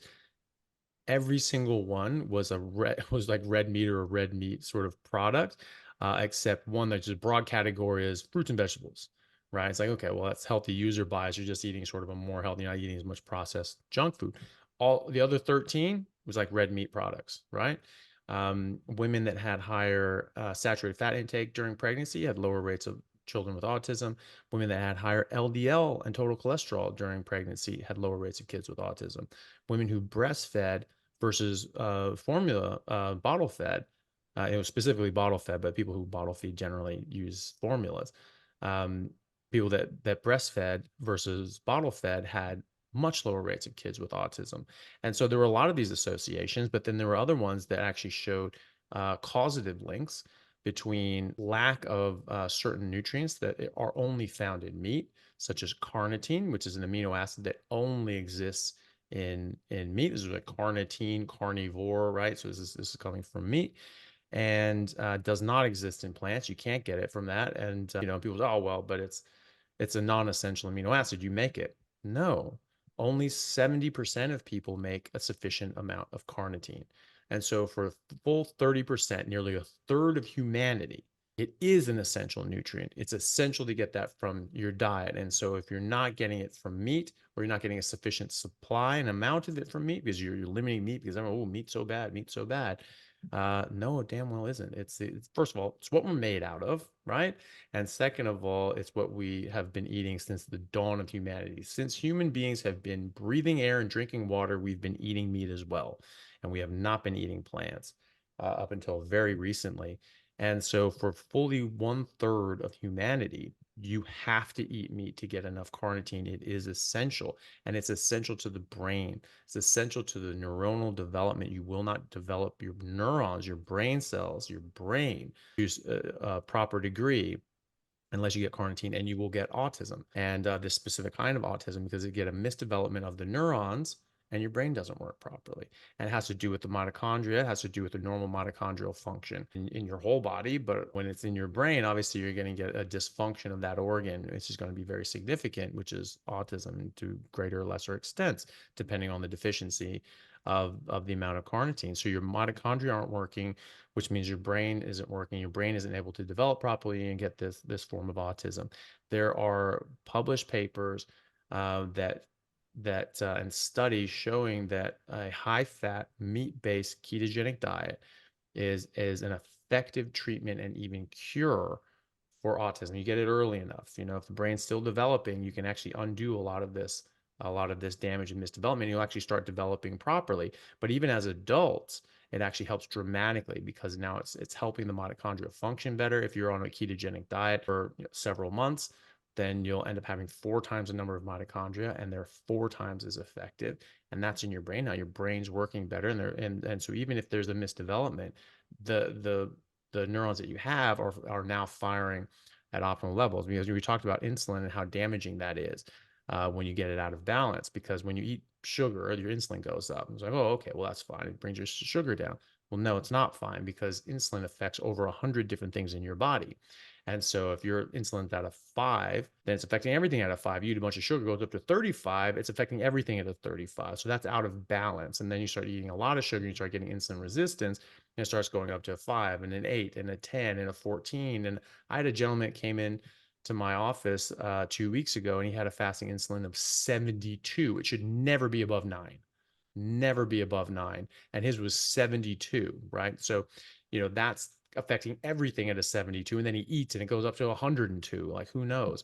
So insulin is very important for all these different functions. Like I said, one of the functions is autophagy. This is why people say, oh, you need to fast for 4 or 5 days every few months. You can go through autophagy. No, you just need to stop eating damn carbs, because if you don't eat carbs, your insulin comes down. Insulin suppresses autophagy. Insulin suppresses your body's ability to turn over different parts of your cells and basically swap them out for new So parts. you can have autophagy without fasting? Yeah, 100%. So the main benefits of fasting is just you're not eating the wrong things that are causing harm, and you're getting into this metabolic state that you're supposed to be in. And so, yeah, you go through autophagy just with your insulin's low, because high insulin is what suppresses autophagy. So people say, "Oh, well, you have to fast all these sorts of things." No, you don't. You just have to fast from carbs. You just have to stop eating carbohydrates. So carbohydrates actually cause a lot of harm to the body because of that relationship with insulin, because insulin just completely rearranges all these over 100 different biological processes in your body, like autophagy. So yes, you absolutely get autophagy. So just being on a carnivore diet, not eating any carbs or fruit and honey and all that sort of stuff, you will always be going through autophagy. You will always be turning over these little parts of your cells, like your mitochondria, which is why after 2 3 months, or sorry, 3 4 months on a ketogenic diet, like a carnivore diet is a ketogenic diet, then you'll get 4 times the number of mitochondria, and they'll be 4 times as effective. So there are treatment groups right now that are treating kids with autism with ketogenic diets. Now we have to remember, a ketogenic diet, what is a ketogenic diet? It means just no carbohydrates, so your insulin is low. And that makes a big difference. But what kind of ketogenic diet? Because what do you replace the carbohydrates with? Fat and protein. Those are the other two energy sources, right?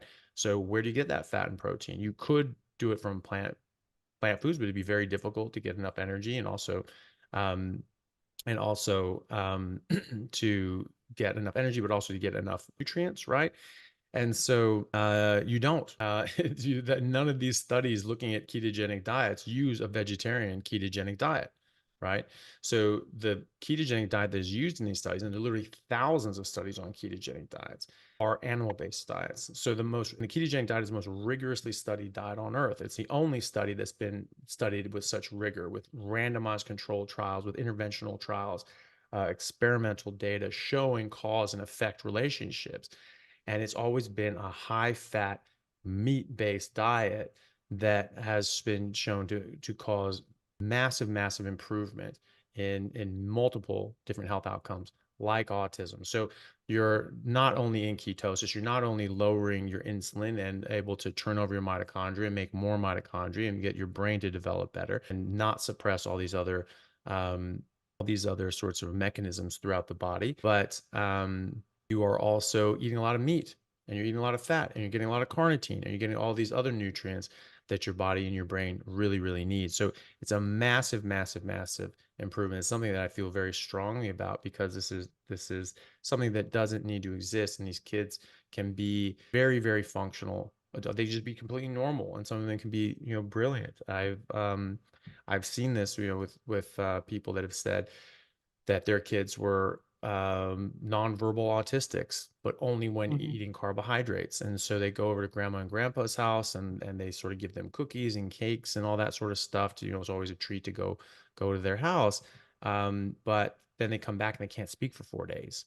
Right. And then they get everybody on the same page, like, hey, you can't feed this kid anything except meat.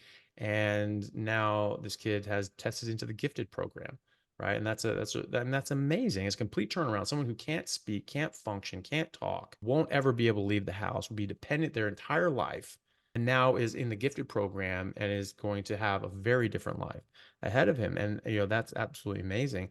It's It is. yeah. And then you talked about formula. Formula is toxic.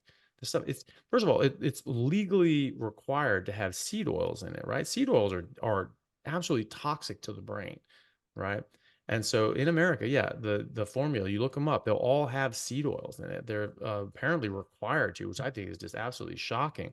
But yeah. and they have a bunch of sugar as well. So they have sugar, they have seed oils. This is not what's supposed to be going into a baby's body or At their all. brain. I was speaking to a lady just over the weekend. She's of sort of Inuit descent, so First Nation people up in Canada. So she's up in northern Canada, Native American descent. And in that population, it's all about hunting. They hunt and fish and do all that sort of stuff. And they normally just eat meat year round. And then now they fly in all this junk food and garbage and baby formula. And so now there is a rash of kids developing epilepsy and seizures and autism when they're weaned. So they start getting seizures when they're weaned. And I was just like, okay, well, that would make me sort of wonder what they're being weaned onto, right? Because we have 100 years of evidence showing that ketogenic diets are a treatment for epilepsy. In fact, that was the treatment for epilepsy before pharmaceutical interventions came into play. And Wow. yeah, 100 years. We have 100 years of data on that. And Hmm. yeah, and so now these kids up in Alaska, or sorry, not Alaska, but northern Canada, are getting epilepsy, getting seizure. I mean, it's a baby, and the seizure is so detrimental. You can cause permanent brain damage or death from a seizure. This is a big deal. And so now these kids are all getting seizures after weaning, getting off their mother's breast milk, because apparently, according to this lady I was speaking to, who's in the First Nation community, she said that the Canadian government has required by law that these Inuit kids, the First Nation kids, are put onto formula after weaning. They have to be put onto formula, and now they're all getting seizures, and they got tons of sugar and seed oil. So their ethnic population, they've never been exposed to these plant toxins up until 100 years ago or so, right? Whereas like other people in other areas have had agriculture longer, and this is why you see sort of health disparities in by population base when eating plant foods and crap like that, right? So you have the Australian Aboriginals, they get much sicker when eating the same diet, much sicker. When I first came here, I was told day one that whatever the label on the patient file says, add 20 years to that, because they just age so much faster than everybody Hmm. else. And so if you have someone in their 30s, you have to basically consider them as a geriatric patient. They're just going to get the cancers and the heart disease and the lung diseases and all these sorts of things that you have to sort of think about in someone who's in their 60s or 70s, right? And I think Hmm. that is 100% just from the fact that they're just not able to deal with these plant toxins as well as other populations are. That Um, makes me think about Tourette's. Oh yeah, dude, there's so many people with Tourette's that are reversing that with a carnivore diet. All sorts of like Wow. mental health issues, neurological issues are completely reversing these things. And Dr. Sean Baker had a young girl on his podcast who she had just crippling Tourette's. It's gone now. It's completely gone. She has no sort of issue with that. And with the autism, I did a talk on that. I sort of was doing a live, and I sort of went on a bit of a rant like this, talking about that. And I was saying, hey, if you've had experience with this, comment below and say these sorts of things. And I sort of clipped that, and I put that as its own video. I mean, the amount of comments that you see that were just, I mean, just so heartwarming. It was just like, it honestly would bring tears to your eyes to look at this. No. People were saying that, like, their daughter that was, in her 30s and severely autistic, was nonverbal her whole life, called her mom for the first time in 34 years. I mean, like, how incredible is that? People having major traumatic. I have a patient who has a daughter has had a major accident and had serious brain damage from this accident, and she's blind, she's deaf, she's completely disabled, she can't talk, she just sort of screams and has problems. But now she's much more calm, relaxed. She can actually navigate up and down stairs. She comes in and is much different. She's having a much different experience. And so I mean, that's a huge difference. And this was years and years and years of no improvement. There were a What number of. about people that possibly have because see, as you're talking, I'm thinking of people. I met a lady And me, sometimes I speak out of turn. I know that might seem shocked to some people, but what ended up happening, I saw her and she was just too young to be on a cane. And that's exactly Yeah. what I said. I was like, because they were asking me about like how I lost weight. That was the biggest thing. Mhm. And then I was talking about, I said, yeah, that was great. But what it turned around for me Mm. was the wonderful part. And then I looked at her, it's like, you wouldn't even have that cane. And Yeah. she said, she looked at me and said, I had a stroke. I said, well, Yeah. your recovery would be much faster. And then I left the room Yeah. because I had did. But so then the question is, Mm. what about people that have had some significant reaction to the food, because that's exactly what it is. I've had people tell stories in regards to eczema. I think of my stepdaughter that they have given her so much medication, creams and pills. They did some form of a chemo type procedure on her, giving her this stuff for the breakouts. And but is it too late now if she just starts the diet? That's what I'm saying. So it for this person that had a stroke, if you're eating right, so then possibly when you go for rehab, you're getting better results. No?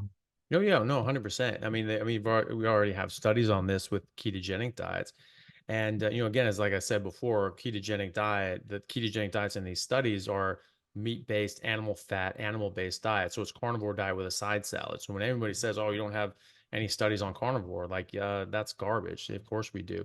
The most rigorously studied diet on earth is the high-fat, meat-based, whole food, animal-based ketogenic diet, right? So carnivore diet with a side salad. So carnivore light, right?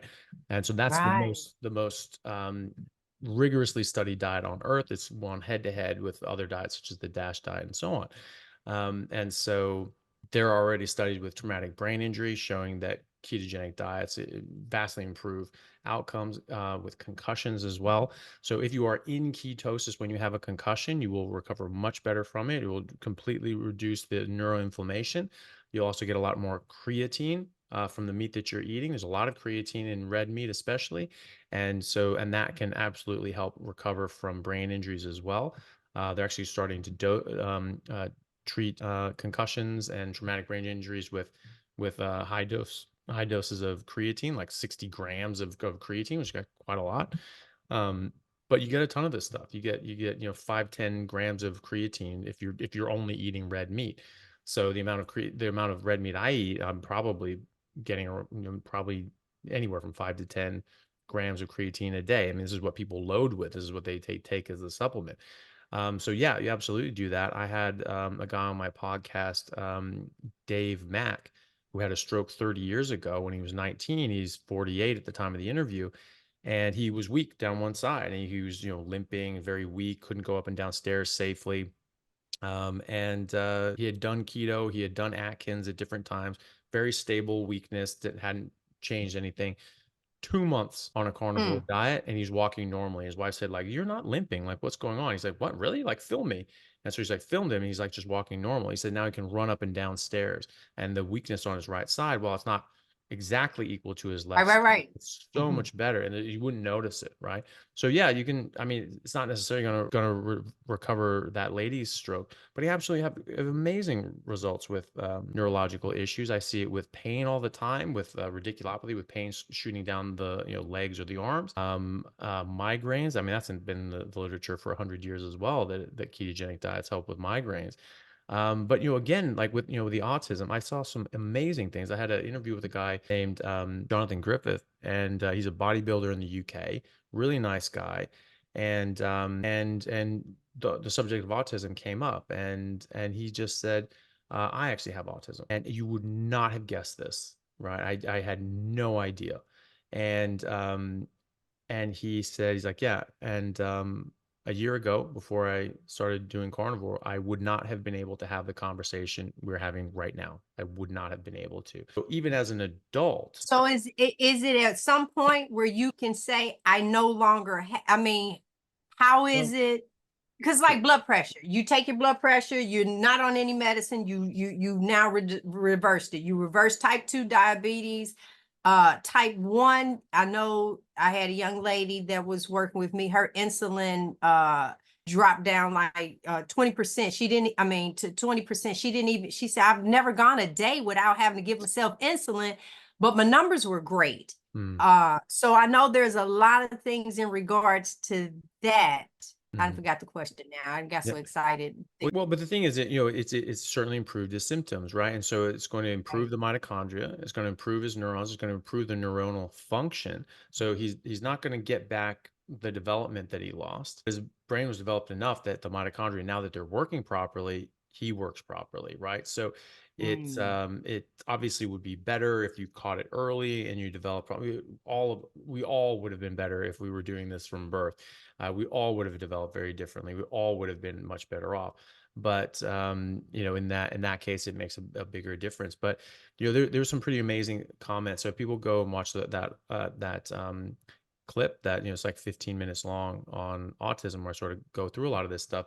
You go And and you what's look. his name? So I want to find the clip. Well, so Jonathan Griffith, I did a clip with, and that's what he was talking about. But the one I don't know the name. I just published it like a week or so ago, or a couple weeks ago. But anyway, it was on autism, and I'll see if I can find it. But if you look at the if you look at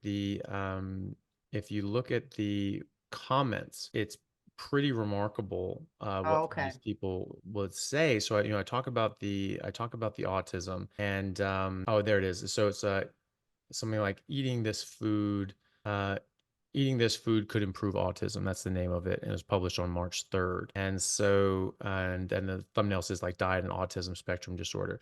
So if you look at the comments there, and that's from a larger live, it's pretty incredible. The comments are amazing. There was one that really stood out to me, where this gentleman said, "Imagine living in a world of your own mind's creation and being happy there, and understanding that world, and then one day deciding to only eat meat.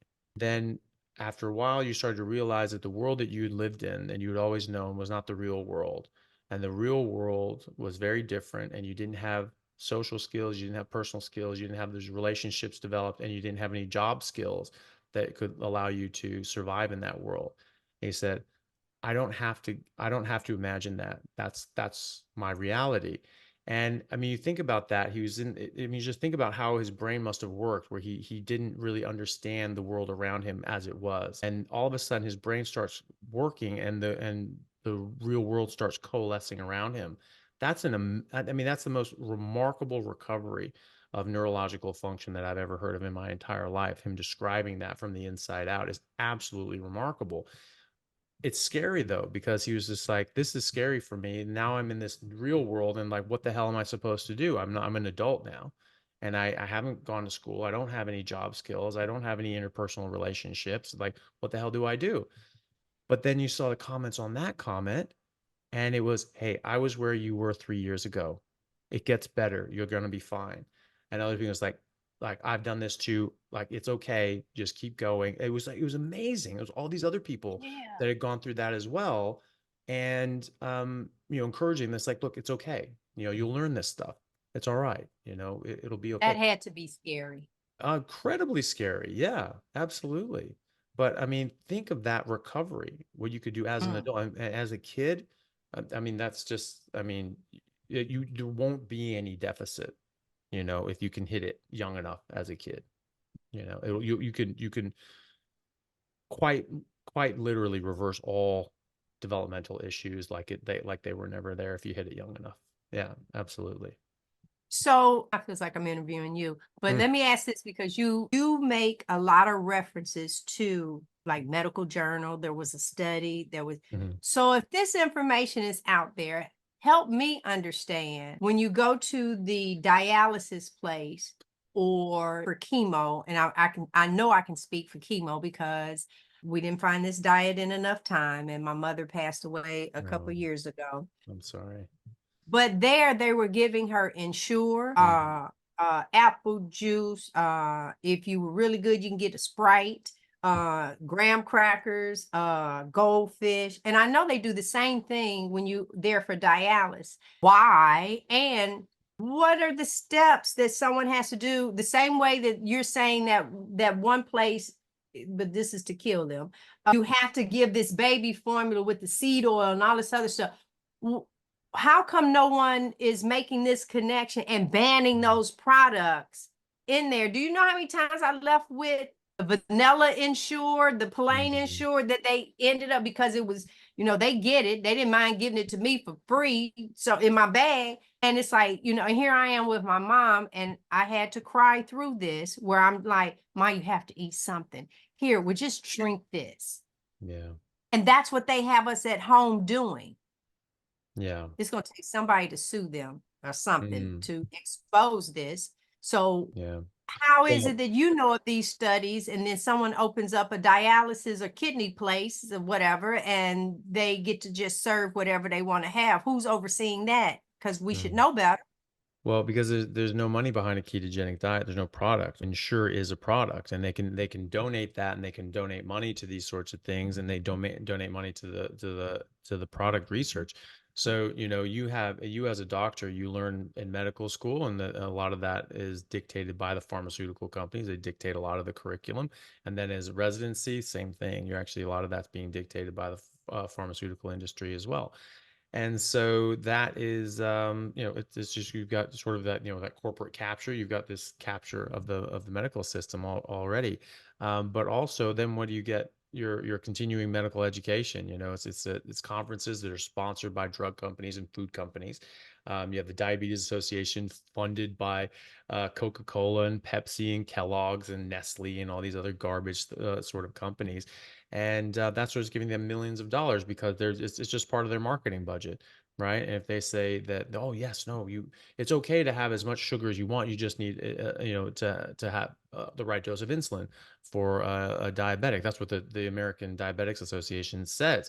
You have as much carbs as you want, just make sure you get enough insulin. Well, no, because when insulin is up, it's affecting over 100 other things. It's not just affecting your blood sugar, so that's causing harm, right? But of course, the drug companies want you to eat more carbs because you need more insulin that they sell, right?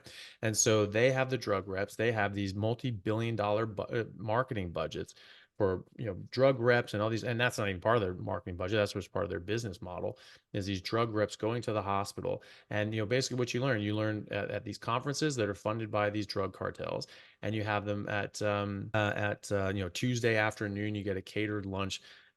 Some drug rep that comes into the hospital puts out this big spread of food, and you're always starving as a doctor, and you're just always just, oh, thank God, there's food there. And they come in, they have this little thing. Oh, there's a new study is showing that this or blah blah blah is so good. It's like, oh, okay, all right, great, yeah, thanks.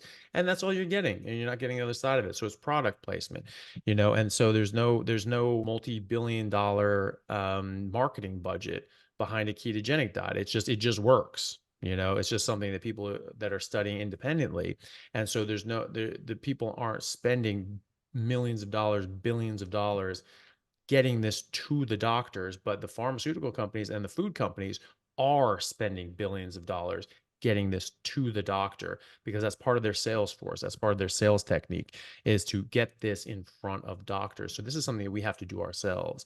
This is something that we have to do from the grassroots movement as doctors, as patients, and we just have to understand that this is what the data shows, and you try it yourself. And if it works, great. If it doesn't work, do something else. It doesn't matter. It's not going to hurt you, right? But it is the most rigorously studied diet on earth. And it does have the most So studies out there of high level.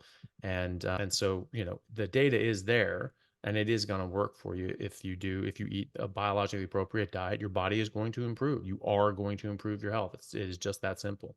it's just that simple. So let me just, I break it down. So Mhm. ladies, because I told you, Dr. Chafe take care of all the men. Ladies, if you need your hair done and you walk into a salon and the bald patch in the stylist's hair or her do is just flipped all over, you're not sitting in her chair. So when you go and see these doctors and they are flowing over the seats, go ahead and do this right here real quick, Dr. Chafe. If they don't have one of those right there, find you another doctor. It's like I love my doctor. I remember her having when she went keto, she was actually having meetings once a week at 6 p.m. at the office teaching others. But okay, so if she see this part, then oh well. But you got away from that because your weight has picked back up. Well, now I've come in with the carnivore diet, Mhm. and what ended up happening, which led to the blood work, because my blood work has always been great, being big and all of that. According to that sad diet, I had excellent cholesterol, everybody number was in the place. But when I did that, what is it, HDL and the triglyceride, one of those, I was at 2.53, my metabolic ratio. And now I had sent you the number in September of last year. I was down to 1.53, and then I just had blood work in February, and I'm at 1.52 now. Metabolic, that little thing, I don't be remembering everything. So if with her, I told her that you can't put me on a statin. You can't do any of that. We're going to ride this thing out, and you get to constantly see, because far as I'm concerned, my numbers have gotten better, because I think my total was like 291 and now it's 283. And so if I decide to do it again, I can see them balancing out and doing what it needs to do. But we have to be more selective over our doctors, ladies. That we do. If old girl hair is doing this, don't sit in her chair and then think your hair is going to do this. So if the doctor, you go in to see the therapist and they 300 pounds, they eating their feelings, and they're not Mhm. doing anything about their selves. So if Dr. Chafee now is the specimen that we're looking at, and if they can't hold a candle to him, you need to teach them. Stop doing it. Walk away. If you go in a restaurant and there's bad service, you have the choice to leave. Leave. And we have to start doing doctors the same way, asking them what they know about this. Expand. I told my doctor, ironically, when we interviewed you, because Mhm. it was morning here, that's one of the things. She had her cell phone. She said, girl, next thing I see, I saw you on there interviewing I think you said it was a doctor. I said, yeah, you need to go listen to that interview, because I'm not getting on a statin. I'm not getting on any of those things. That's just one of the medical doctors. So I'm not over here trying a diet that is a fad, a person, none of that. There are actual medical professionals who are living this way and are teaching us. So that's what works for me. Yeah, absolutely. And and that's the main thing. It doesn't matter what a study says, it matters what happens in your life. And if you get healthy and you're improving your medical outcomes, that's it. I mean, I don't see, well, I don't even check people's cholesterol anymore. I think it's a waste of time and money, because it was just a scapegoat from the sugar. It was invented by the sugar companies as a scapegoat for sugar, and it's just to take the blame off sugar. And so, we have their memo saying this, and that's published in the Journal of the American Medical Association 2016. So, it's just it was a fraud then, it's a fraud now. Mm-hmm. A large population studies have shown that higher total cholesterol and higher LDL cholesterol is actually associated with longer life. You live longer if you have higher cholesterol. And it's more important to look at your HDL and your triglycerides, and your HDL is in a good range and your triglycerides are in a good range. So you're in a good range. It's also important to test your cholesterol in similar times and similar conditions, because if you exercise, depending on the last time you exercised, that's going to change your cholesterol. If you've had sex the morning of or the day before, it will change your cholesterol. If you fast for 12 hours instead of 10 hours or 14 hours, you're going to have different results. If you get it first thing in the morning, you're going to have different results than if you get it, at 10 o'clock in the morning or noon. All these sorts of things matter. They completely change. And so it's a completely useless test. And even if we could get your sort of accurate depiction of what it was by first thing in the morning, fasting from 9 p.m. the night before, only water after that, at least 2 glasses of water in the morning, no exercise, sex, or stress the morning of day before or 2 days preceding, and no medications or anything else like that until after your test. All those things should be done anyway. If anyone's getting tests, that's always the way you should take your test, because all these things matter. biotin, you take a B vitamin, that can change your tests and your hormones and all these sorts of things. You have to stop those for 3 days before you get a test. I mean, it's so temperamental, right? That we're literally changing the course of people's lives, saying, oh, you need to be on this medication for life based on this flippant test that is just completely useless. If you took your cortisol 10 times in the day, you'd have 10 different results. It's Oh, wow. completely useless. And so you try to do it in that controlled fashion where you sort of the same time, same fasting period, same hydration status, same exercise and all that sort of stuff. And at least then you get a bit more consistent results. But at the end of the day, cholesterol never caused heart disease. That was a complete fiction by the sugar companies. And we have hard evidence of that. We have their own documents saying it, right? So this is a complete fiction. And I think we just ignore it. I don't test it in my patients. I don't test it in myself. I just think it's My a husband complete waste heard of you time. when you said that, and you might have said that because I was asking, we talked about cholesterol when we interviewed you, and one of the things, that's what you said, is that it should be the same, before testing. Well, Mm, ironically, we had sex the night before mm. I got my blood work, and that's the part he remembered. He said, Dr. Chafee said that whatever you did now for all your other future work, Yeah, you have to do this. Yeah, you have yeah, to do we it. Keep yeah, it we got to consistent. do it the night before there to stay consistent. We got to do it the Yeah. night before. You don't eat. Now the one thing I didn't do was the 2 glasses of water, because I was actually listening Mhm. when you said that, so I can get those numbers. And I prefer to go first thing in the morning. There's Mhm. no line, so Yeah, 7:30, 8 o'clock, I go get yeah. it done and come home and do whatever I want to do. You pretty much have touched on everything that I know I wanted from Mhm. you on this one. I don't know if you had some additional Mm. questions, because I just felt like this Yeah. was our time. This No, was our time. yeah. No, I think that was great. Yeah, no, I think that was everything I wanted to talk to you as well. So, Giselle, thank you so much for coming on. It's been an absolute pleasure. It was a great conversation. It actually time flew. I didn't even realize we'd been here for 2 hours, but it was absolutely great. Thank you so much for coming on, and please tell everybody where they can find you and see more of your stuff. Oh, well, thank you. So let me just say, Mondays, everything I'm telling you is Eastern Standard Time. I'm here in North Carolina on Mondays at 7 p.m. I'm on a panel with a group of we have a nurse, we have a grandma, we have a mom of 8, and our young lady who went back to work, but we still play recordings from her, and also with myself.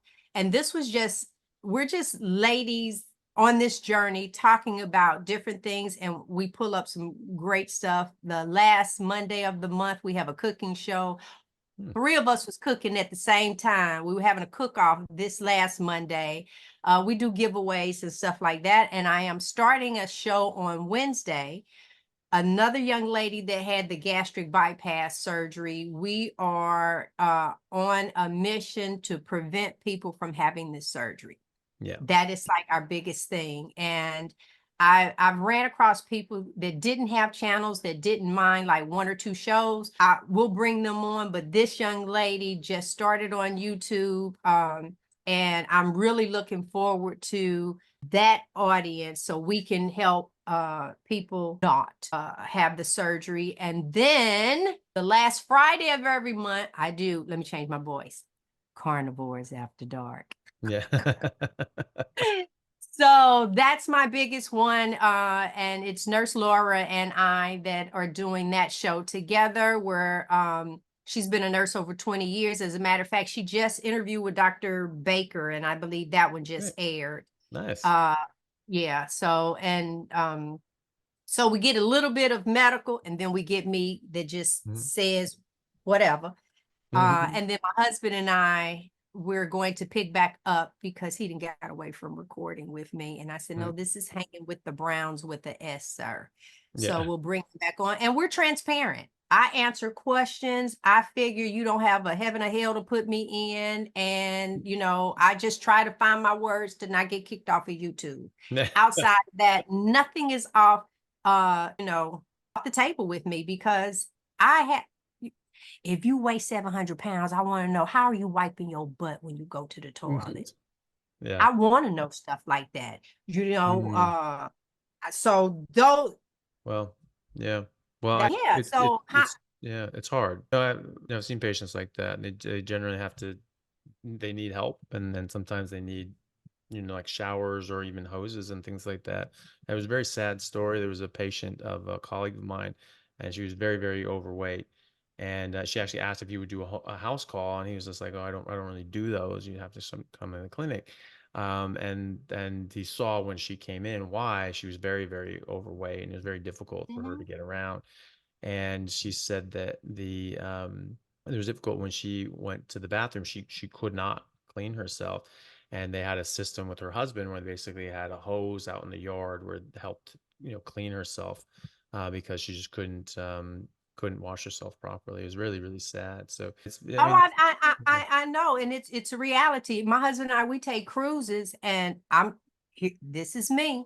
If we get up early and we're walking around the ship, and I see an overweight person sitting in the jacuzzi, I say that's they bad. That's where my mind goes because I know what the cabin looks like. I know that space, and this is a way for you to I mean, you might not be in there scrubbing, but for water to get Mhm, over you or one of the open things. And so I'm a curious person about certain things. I mhm, mean, I want to know, either you answer it or you don't. mhm, I've asked people all kind of questions. I do. mhm. It's just me. I know. Can you imagine? Yeah.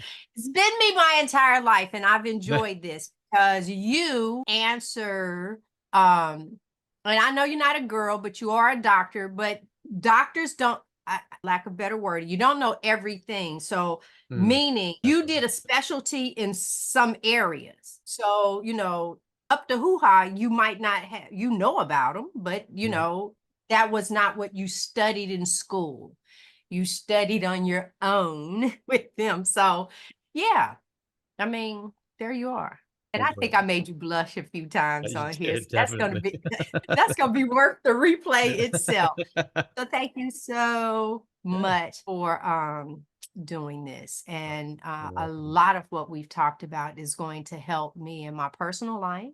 Mhm, It's going to help because I strategically try to bring up some topics. Like, for instance, I talked about the young lady where her son is on the spectrum at 21, so on and so forth, because I always want to help lead someone somewhere. I don't have the answer, but mhm. if I can lead you to the place.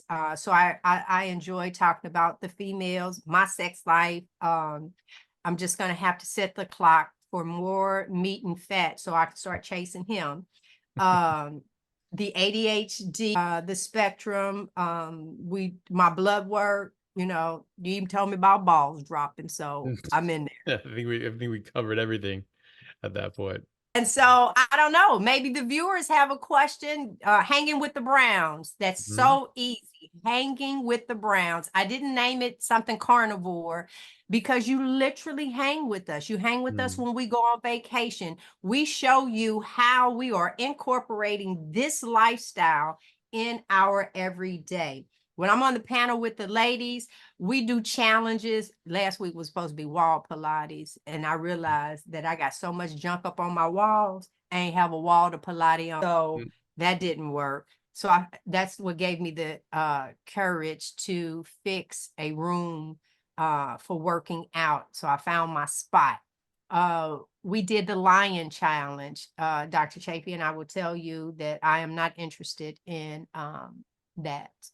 okay. And now I'm gonna tell you why. At first, I was feeling really bad. My stomach was tore up, and I was like, "Oh my God, I got enough issues on my own." And Mm, then I don't get hungry, so I have to really want what I'm eating. And doggone it, it got, and I don't know, I don't know. And then my back started hurting. And I'm like, how am I eating right? And my back is hurting. But then I understood I was getting even more impurities out of me. But I wasn't willing to, I said, look here, I'm already doing just meat and I'm good with that. So I did the month of February. And then I think I had some salmon or something. It was just to have something different versus that. So kudos to you and that steak every day. It is, and I think if I could hold more food at one sitting, that I would do that. But because I don't and I can't, give me a shrimp here, a bacon there, and so on, and we put it all together and make a meal. So, Yeah, that's all good. right. All I know right. you got other stuff. I know you do. Good. I know you do. So, That's all good. Well, thank you so much for coming on. It's been a pleasure, and I'll put all your contacts below. And yeah, and thank you so much, everyone, for joining. If you think this yeah. is something that someone would find useful or helpful, please do send it along, and then leave a comment below about the different things we talked about and how that affected you as well, because it always helps people to see what other people have to say, just like all those comments on the autism channel. That is something that was very meaningful to a lot of people. So it does make a difference. And thank you all for joining. We'll see you next time. Yes.